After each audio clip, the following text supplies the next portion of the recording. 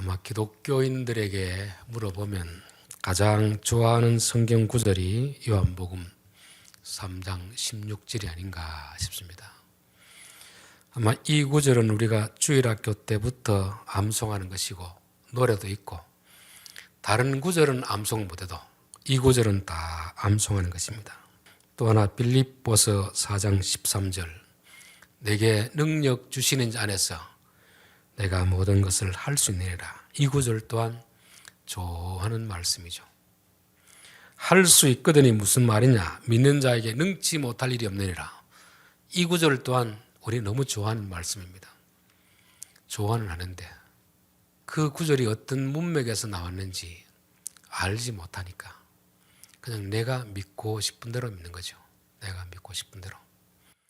요한복음 3장 16절도 주일학교 때는 16절만 보면 되었습니다. 그러나 이제 어른이 되었으면 앞뒤 문맥을 따라서 이해를 해야 됩니다. 이 말씀이 가지는 무게가 얼마나 무거운지 가볍게 노래하고 기뻐할 수 있는 그런 구절이 아니라는 거죠. 3장 16절은 오늘 요한복음 3장에서부터 시작해서 나온 말씀입니다.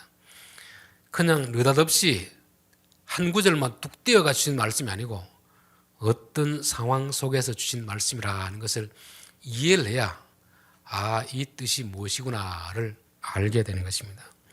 니고데모라는 사람이 와서 예수님과 대화를 나누었습니다. 내가 보니 당신은 하나님께로 온 사람 같습니다. 그럴 때 예수님이 사람이 거듭나지 아니하면 하나님 나라를 볼 수 없느니라. 하나님 나라를 알 수 없느니라. 당신이 안다고 하는 그거 아는 것이 아니다. 그러니까 니고데모는 아니 어떻게 사람이 한 번 태어나지 두 번째 어머니 뱃속에 들어갔다 나올 수 있습니까? 이 아노텐이라는 헬라어에는 두 가지 의미가 있습니다. 두 번 태어나다, 하늘로부터 오다. 그런데 예수님은 지금 하늘로부터 오다는 의미를 가지고 그 단어를 쓰고 있는데 니고데모는 두 번 태어나는 걸로 이해하는 것입니다. 그래서 우리가 사람이 대화를 할 때는 저 사람이 어떤 용어로 어떤 의미로 저 단어를 쓰는가 그걸 이해해야지 소통이 되는데 우리는 그 소통을 못하는 것입니다. 참 성경에 나오는 많은 단어들을 그런 식으로 이해하다 보니까 이단이 생기는 것입니다. 성경이 666, 14만 4천 이거 다 상징으로 주신 말씀이거든요. 그런데 이단들은 그걸 문자적으로 붙드는 것입니다. 그래서 이단이 되는 거죠. 그들만의 잘못이 아니고 우리들도 여전히 성경에 나오는 이런 단어들 예수님이 물 이야기하는 것과 수가성 우물가가 하는 물은 전혀 의미가 다른데 그냥 이야기가 계속 흘러가는 것입니다. 서로 오해하면서 이야기가 진행되는 것이죠. 오늘날도 마찬가지입니다. 우리는 우리 식대로 성경을 읽고 하나님의 식대로 읽으려고 하지 않습니다. 적어도 우리가 성경을 다는 모르더라도 앞뒤 문맥은 보고 이런 상황에서 주어진 말씀이구나를 이해를 해야 되는 것입니다.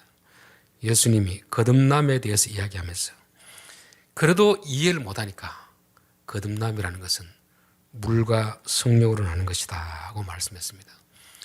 그렇게 말해도 우리는 물이 뭔지 성령이 뭔지 이해를 못하는 것입니다.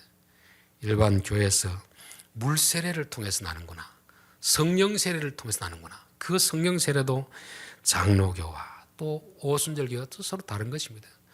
오순절은 성령의 은사를 받는 것이 성령 세례이다. 그래서 방언을 받아야 구원을 받은 것이고 교회에서 물 세례만 받아서는 구원받지 못한다.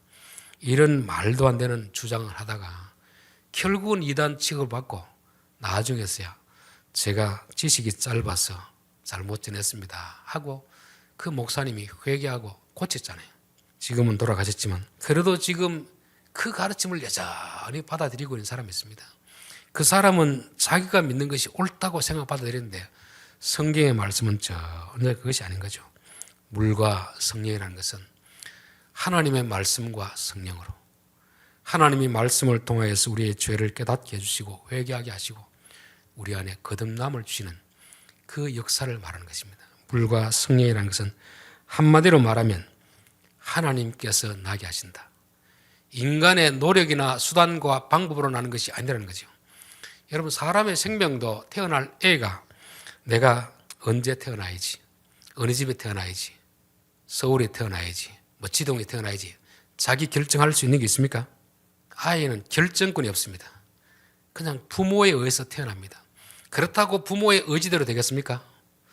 부모의 의지대로 될 것 같으면 우리 집에 아들이 있으니까 이제 딸을 낳아야지, 우리 집에 딸이 많으니까 아들 낳아야지. 부모가 마음대로 하면 딸 아들 자기가 마음대로 할 겁니다. 또 부모가 마음대로 하면 이왕 공부 잘하는 아들 낳고 싶지 공부 못하는 아들 낳고 싶겠습니까? 이왕 키 크고 잘생긴 아들 낳고 싶지 작고 못생긴 아들 낳고 싶은 그런 마음이 누가 있겠습니까? 부모는 단지 배만 빌려주는 것입니다. 하나님의 주권에 의해서 인간의 생명도 태어나는 것입니다. 그러니까 내가 이렇게 된 것은 하나님이 그렇게 태어나도록 하신 것입니다. 사람이 인위적으로 조작해서 태어나는 게 아니죠. 남자 여자를 통해서 태어나게 하지만 그 생명의 주권은 하나님에게 있다는 것입니다. 그렇다면 영적인 주권도 누구에게 있겠습니까? 하나님에게 있는 거죠. 바람이 임의로 불 때 어디서 와서 어디로 가는지 우리는 아무도 모른다는 거 아닙니까? 기독교의 구원도 우리가 전도하고 예수 믿으십시오 인도는 할 수 있지만 그 안에 생명이 나는 것은 철저하게 하나님의 주권에 속한 것이다 하는 것을 말씀해 주는 것입니다. 그러면 하나님은 엿장수 마음대로 했다 너는 엿을 2개 먹고 너는 1개 먹어라 이렇게 하지 않는다는 거죠. 하나님이 태어나게 하실 때 어떤 사람에게 생명을 주시고 어떤 사람이 안 줄 건지 하나님의 어떤 법칙이 있다는 것입니다. 그걸 설명하기 위해서 노뱀 사건을 설명하고 있는 것입니다. 물과 성령으로 하는 것은 한마디로 하면 하나님께서 나는 것인데 그거 내 설명해 주니까 잘 들어봐라. 이스라엘 백성들이 광야에서 원망하다가 뱀에 물려 죽었습니다. 원망하다는 것은 누구 말을 듣는다는 거죠? 뱀의 말을 듣는 거 아닙니까? 뱀의 말을 들으면 우리는 뱀의 종이 되는 것입니다. 그럼 뱀이 시킨 대로 해야 되는 거죠. 뱀이 우리를 데려가는 그 마지막 지점이 뭐겠습니까? 죽음입니다. 그렇게 죽어가던 사람들이 모세에게 우리를 위해서 기도해 주십시오. 그럴 때 노스로 뱀을 만들어 장대에 매달아라.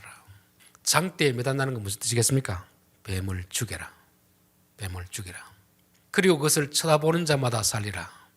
여러분 뱀에 물렸으면 치료를 해주든가 주사를 놓든지 그렇게 해야 될 거 아닙니까? 장대에 달린 노뱀을 쳐다본다고 살겠습니까? 사람의 생각으로는 살 수 없습니다. 그럼 하나님 말씀하니까 믿고 고개를 들어 쳐다보는 것입니다. 이게 구원이거든요. 내 안에 있던 뱀을 먼저 죽여야 됩니다. 그 다음에 믿고 순종하면 구원이 이루어지는 거죠. 물과 성령으로 되는 것도 하나님께서 하시지만 누구에게 그런 생명을 주느냐? 내 안에 있는 뱀과 내가 결별해야 돼. 결별. 더 이상 사단의 종이 되지 않겠습니다. 하나님 말씀을 순종하겠습니다. 창세기 3장의 인간의 타락이 바로 그것 아닙니까? 먹으면 죽는다. 하나님 말씀에 순종하면 에덴 동산의 구원의 백성으로 있는 것입니다. 그러나 뱀은 와서 먹어도 안 죽는다. 뱀의 말을 듣는 순간 그는 죽는 것입니다. 몸은 죽지 않았지만 하나님과의 관계가 단절되어 버린 거죠. 이게 죽음입니다. 죽음. 죽으면서 다시 구원을 받기 위해서 어떻게 해야 되겠습니까? 뱀과의 관계를 단절시켜야 되겠죠. 더 이상 나는 뱀을 당신을 주인으로 믿지 않습니다. 그리고 이제부터 하나님을 주인으로 모시고 하나님의 말씀에 순종하겠습니다. 이걸 하는 사람들에게 하나님의 구원이 이루어진다는 것을 말씀하고 있습니다. 그래서 16절만 보는 게 아니고 14절, 15절을 봐야 되는 것입니다. 모세가 광야에서 뱀을 든 것 같이 인자도 들리게 하리니, 즉 예수님도 뱀처럼 장대에 매달리는 거죠. 장대에 매달리는 건 뭘 의미하겠습니까? 내가 죽겠다 하는 것입니다. 그분은 죄가 없지만 너희의 죄값을 대신해서 내가 죽겠다는 것입니다. 그 장대에 매달린 예수를 믿는 자마다 영생을 얻게 하려 함이라. 그 말씀과 16절 말씀은 똑같은 말씀인데 조금 차원을 달리해서 말씀하는 것입니다. 16절에는 그냥 하나님이 세상을 이처럼 사랑하사 독생자를 주셨으니 이는 그를 믿는 자마다 멸망하지 않고 영생을 얻게 하려 함이라. 15절 이는 그를 믿는 자마다 영생을 얻게 하려 하심이니라. 14절 뭡니까? 인자도 뱀처럼 들리하리니, 인자도 그렇게 죽어야 된다는 것을 말씀하는 것입니다. 우리가 성경에는 이렇게 논리적인 순서가 있고 시간적인 순서가 있습니다. 우리 요한복음 1장을 보십시다. 1장 12절 영접하는 자, 곧 그 이름을 믿는 자들에게는 하나님의 자녀가 되는 권세를 주셨으니 이는 혈통으로나 육정으로나 사람의 뜻으로 나지 아니하고 오직 하나님께로부터 난 자들이니라. 순서적으로는 지금 12절이 먼저 나와 있죠. 시간적으로는 뭐가 먼저겠습니까? 시간적으로는 12절이 먼저가 아니고 13절이 먼저입니다. 13절. 하나님께서 나게 하신 자가 예수님을 믿고 영접하는 것입니다. 우리는 뒤에 거는 빼버리니까 앞에 것만 가지고 이 전도제 들고 영접기도 따라하면 구원받는다 하잖아요. 이게 반쪽짜리 진리입니다. 하나님이 나게 하신 자, 물과 성령으로 난 자들이 예수님을 영접하는 것입니다. 영접하는 게 먼저가 아니고 하나님께로 나는 것이 먼저인 것입니다. 요게 뿌리이고 요 앞에 게 열매인 거죠. 성경은 같이 붙여넣어 설명하는데 뿌리는 빼버리고 앞에 12절만 가지고 주구장창 전도를 하니까 영접기도했는데 아무런 변화가 없는 것입니다. 열매도 없어요. 그러면 하나님이 거짓말쟁이가 되잖아요. 그래서 우리가 전할 때는 온전한 복음을 전해야지 반쪽짜리만 전하면 안 된다는 것입니다. 제가 이발을 인동 그 이발소가 사는데요. 그분 할아버지가 벌써 80이 넘은 것 같아요. 젊어서 서울 무슨 호텔에서 이발소를 했다고 하는데요. 그분이 김천에 있는 걸 알고 그 국회의원들, 정치인들이 나도 은퇴하면 김천에 가서 시골에 가서 살고 싶다 그럽니다. 그러면서 땅 좀 받으려고. 그래서 그분이 은퇴할 때가 되어서 땅 좀 받으릴까요 하니까 아이고 이제 안 갈랍니다 그렇답니다. 아니 그전에는 시골에 가서 살고 싶다고 해놓고 왜 안 가려고 합니까 하니까 이분들이 시골에 대한 향수가 뭐냐면 가을에 곡식이 막 누렇게 물든 황금 들녘을 보면서 그건 보니까 마음이 급조하잖아요. 그런데 그게 저절로 됩니까? 누군가 봄에 씨를 뿌리고 거름을 주고 물을 주고 해야 됩니까? 물을 주고 해야 되는 거죠. 그런데 그전에는 황금 들녘 그림에 나오는 그것만 보고 시골 생활이 참 멋있을 것이라 생각했는데 나중에 가보려고 찾아보니까 이게 봄부터 해야 될 일이 너무 많거든요. 그래서 안 온답니다.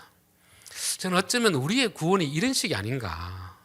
앞에 순서 다 빼버리고 마지막 결과만 붙들고 그게 마치 구원이 우리에게 멋있는 것처럼 보이는 거 아닌가. 여러분 성경을 볼 때는 철저하게 전체를 봐야지 통으로 봐야지 부분적으로 한 분만 내가 믿고 싶은 거 그거 믿고 그러면 안 됩니다. 로마서를 한 것도 보겠습니다. 로마서 10장 13절 보겠습니다. 누구든지 주의 이름을 부르는 자는 구원을 받으리라. 그런즉 그들이 믿지 아니하는 이를 어찌 부르리요? 듣지도 못한 이를 어찌 믿으리요? 전파하는 자가 없이 어찌 들으리요? 보내심을 받지 아니하였으면 어찌 전파리요? 13절은 딱 봐서 누구든지 주의 이름을 부르는 자는 구원 얻는다 했잖아요. 요거는 기록은 제일 먼저 되어 있지만 시간적으로는 제일 나중입니다. 내가 부르기 위해서는 무슨 단계에 있어야 됩니까? 믿는 단계에 있어야 되죠. 누구를 믿으려고 하면 알아야 믿지 모르는데 어떻게 믿겠습니까? 알기 위해서는 그 사람과 교제를 누려봐야 됩니다. 교제를 누리기 위해서는 그 사람에 대해서 먼저 들어야 됩니다. 듣기 위해서는 누군가 전하는 사람이 있어야 되는 거죠. 전하기 위해서는 보내는 자가 있어야 되는 것입니다. 그러니까 누구든지 주의 이름을 받는 자는 구원 얻으리라. 우리는 그냥 이 말씀만 붙들고 주구장창 주여 주여 하잖아요. 그런 주여 주여는 뿌리 없는 허공에 매달린 나무와 같은 것입니다. 그래서 마태복음 보면 주여 주여 하는 자마다 다 천국에 들어갈 것이 아니라는 말이 13절만 붙들고 있는 사람들이 하는 말씀입니다. 우리가 주의 이름을 부른다는 것은 우리는 뭐 어려움만 있으면 입에 막 습관처럼 주여 주여 막 성질할 때 못 참으면 주여 주여 하잖아요. 그런 식으로 부르라는 말이 아니잖아요. 주님이 우리의 구원자 되는 것을 믿는 사람이 주여 주여 부르는 것입니다. 당신은 정말 나의 주인입니다 부르는 것이고 그 믿기 위해서는 우리가 먼저 들어야 되고 순종해야 되고 알아야 믿지 못 믿는데 우리가 어떻게 부르겠습니까? 그 믿음이 있기 위해서는 순종이 있어야 되고 순종이 있기 위해서는 들음이 있어야 되고 듣기 위해서는 전하는 자가 있어야 되고, 전하는 자가 있기 위해서는 보내는 자가 있어야 된다. 그래서 이 논리적 순서와 시간적 순서가 다른데, 우리는 너무 그냥 마지막 뿌리, 땅 다 빼버리고 그냥 열매, 요거 보고 열매 보고 이야기하니까 뭔가 믿었는데 뭔가 아무것도 일어나지 않는, 뭔가 아무것도 일어나지 않는, 그것을 보면서 참 안타까운 생각이 듭니다. 오늘 16절 말씀도 마찬가지죠. 인자가 들리하리니, 인자가 들리하리니.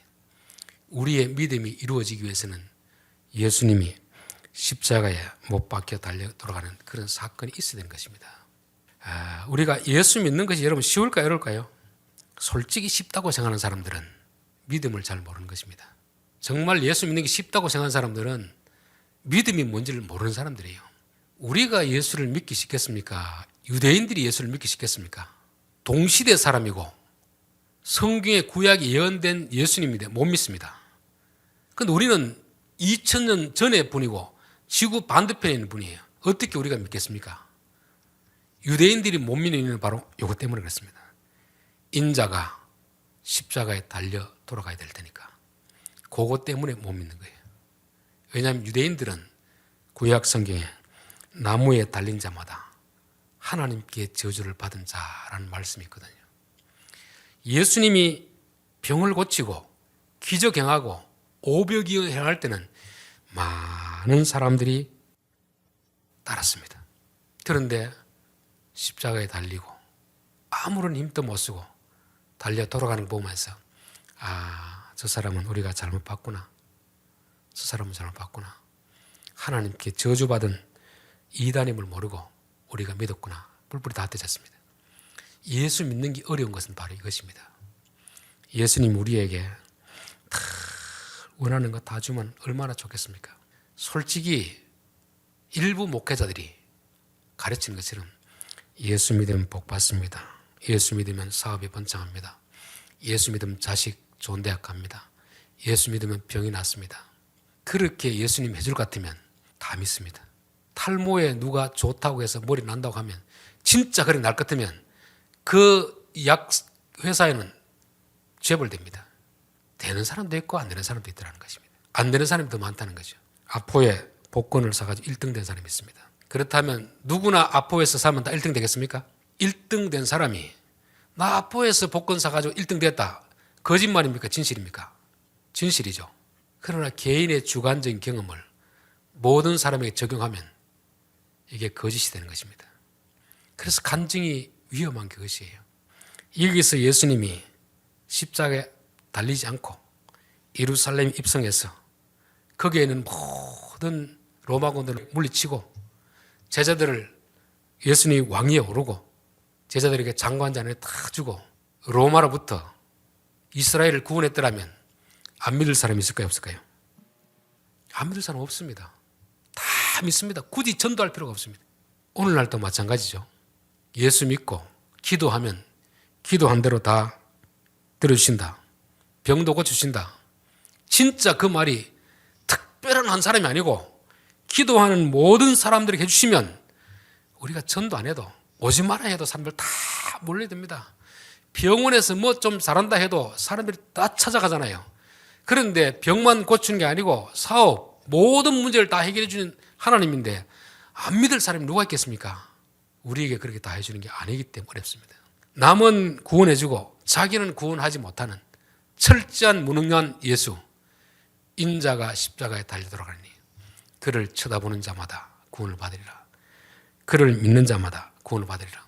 우리가 생각하는 예수님과 14절, 15절 예수님은 다르다는 거죠. 그 예수님이 어떤 예수님이냐. 그죠? 십자가에 달려 돌아가시면서 아무것도 자기도 구원하지 못하는 그런 예수님입니다. 그런 예수님을 누가 믿을 수 있냐는 거예요. 누가. 그런 예수님을 누가 믿을 수 있겠느냐. 인간적으로 믿을 수 있겠습니까? 결코 믿을 수 없는 거죠. 하나님이 세상을 이처럼 사랑하사. 하나님이 세상을 사랑한다는 것. 그래서 아들을 십자가에 달아매는 것. 능력이 없어 달아매는 게 아니잖아요. 공의로우신 하나님이기 때문에 너희들의 죄는 결과는 이것이다. 내가 하나뿐인 아들이라도 죄를 지으면 이렇게 죽여야 된다. 아들을 죽여서라도 너희들을 구원하겠다는 것입니다. 이 말은 달리 말하면 뭐겠습니까? 너희들도 죄를 지으면 이렇게 죽어야 된다는 것을 말씀하는 것입니다. 예수님 믿는다는 것은 우리도 같이 죽어야 되는 것을 말씀하고 있습니다. 우리는 구원할 때 예수님 나를 위해서 대신 죽었으니까 감사하네. 그리고 내가 원하는 거 다 들어주시네. 그런 예수는 없습니다. 십자가에 달린 예수. 유대인들이 그것 때문에 예수님 못 믿습니다. 남은 구원하면서 자기는 구원하지 못하는 저 예수를 어떻게 우리가 믿을 수 있는가? 그 예수를 믿기 위해서는 왜 하나님이 그 아들을 십자가에 달고 죽여야 되는지 그 하나님의 사랑을 깨달아야 되는 것입니다. 누가 예수를 믿을 수 있습니까? 그 사랑을 깨닫는 자만이 예수를 믿을 수 있는 거죠. 그 사랑을 누가 깨닫겠습니까? 로마서 5장 5절 소망이 우리를 부끄럽게 하지 아니함은 우리에게 주신 성령으로 말미암아 하나님의 사랑이 우리에게 부음받음이니 하나님의 사랑이 우리에게 부음받으니 우리에게 깨달아지게 한다는 것입니다. 십자가에 달린 예수 보면 완전 실패한 사람인데 그게 실패가 아니고 하나님이 우리를 사랑하는 사랑의 증거다. 이게 깨달아지는 게 누가 해준다는 겁니까? 성령께서 해준다는 거죠. 그래서 구원은 물과 성령으로 되어지는 것입니다. 인간의 노력으로 되어지는 게 아닙니다. 여러분, 효자는 누가 효자가 되겠습니까? 부잣집에서 잘 먹고 걱정 안 하고 자란 아들이 효자가 되겠습니까? 가난한 집에서 태어났는데 부모가 가난한 가운데서도 정말 자기들 아이들을 키우기 위해서 고생한 그 부모의 고생을 깨닫는 자가 효자가 되겠습니까? 부잣집에서 태어난다고 효자 되는 게 아니고 가난하지만 우리 부모가 얼마나 우리를 사랑했는가 그거 깨닫는 사람이 효자가 되듯이 누가 예수를 믿을 수 있는가? 누가 예수를 믿을 수 있겠습니까? 예수님이 십자가에 달린 것이 무능하기 때문이 아니고 우리의 죄값을 대신하기 위해서 우리를 대신해서 죽이시는 그 하나님의 사랑을 깨닫는 자가 믿을 수 있는 것입니다. 아무나 믿으라고 해서 믿어지는 게 아닙니다. 구원은 하나님께서 하시는 것입니다. 그게 믿어져야 깨달아지는 것입니다. 그래서 구원은 능동태가 아니고 수동태입니다. 노뱀을 쳐다보는 자마다 나으리라는 것은 내가 고개를 들어 쳐다보는 게 아닙니다. 사역형이라고 히브리어로 보면 사역이라는 것은 남이 시키는 거예요. 하나님하고 너 쳐다봐라. 그 우리 마음속에 어떤 생각이 들겠습니까? 쳐다본다고 살겠나? 이 사람은 죽습니다. 이분이 말씀하니까 내가 들어야지. 하라고 할 때 순종하는 사람. 그 사람이 믿는 사람입니다. 믿음과 순종은 별개의 것이 아니고 바로 순종하다는 것입니다. 그래서 믿는 자마다 십자가에 달린 예수를 구원자로 믿는 자마다 상식으로는 못 믿습니다. 적어도 우리의 구원자로 간다면 그분은 오병이의 기적을 일으킨다든지 기적할 때 그분을 보고 믿으라고 해야지 십자가에 달려서 자기도 구원하지 못하고 죽는 사람은 어떻게 믿겠습니까? 상식으로는 못 믿지만 성령께서 우리에게 믿게 해주시기 때문에 믿는다고 고백하는 것입니다. 믿는 자라는 것은 단순히 입으로 동의하는 게 아닙니다. 우리의 마음을 그분에게 완전히 그분에게 푹 빠지는 거죠. 여러분 사랑에 빠지다는 게 있잖아요. 영어로 fall in love. 그 상대방 마음속으로 푹 빠져들어가는 것입니다. 거기에서는 내가 죽는 거죠. 이제 그 상대방이 시킨다는 것입니다. 예수를 믿는다는 것이 그냥 believe가 아니고 believe in Jesus. 예수님 안으로 내가 빠져들어가 죽는 겁니다.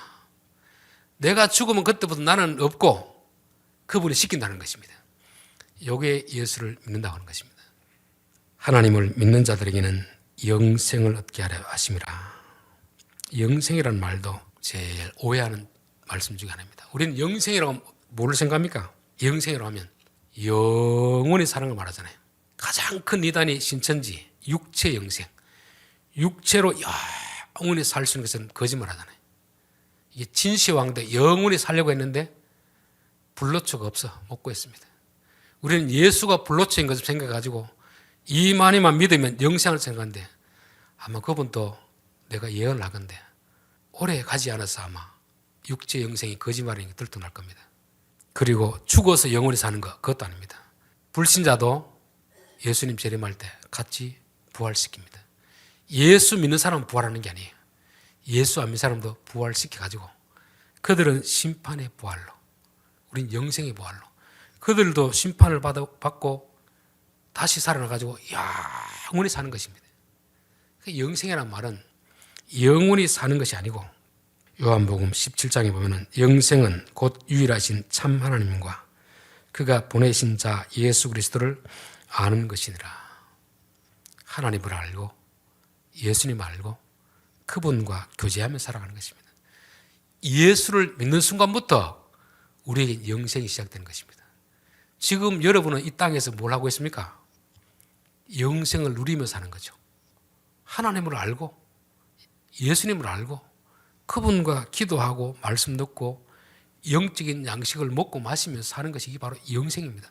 이렇게 살다가 시간이 지나면 육체는 어차피 땅으로 가야 되는 것이고, 이제 영혼이 들림받았다가 예수님의 부활 때 이 육체는 다시금 신령한 몸으로 부활해서 이 땅에서, 새로워진 땅에서 주님과 함께 영원히 사는 것이 바로 영생입니다.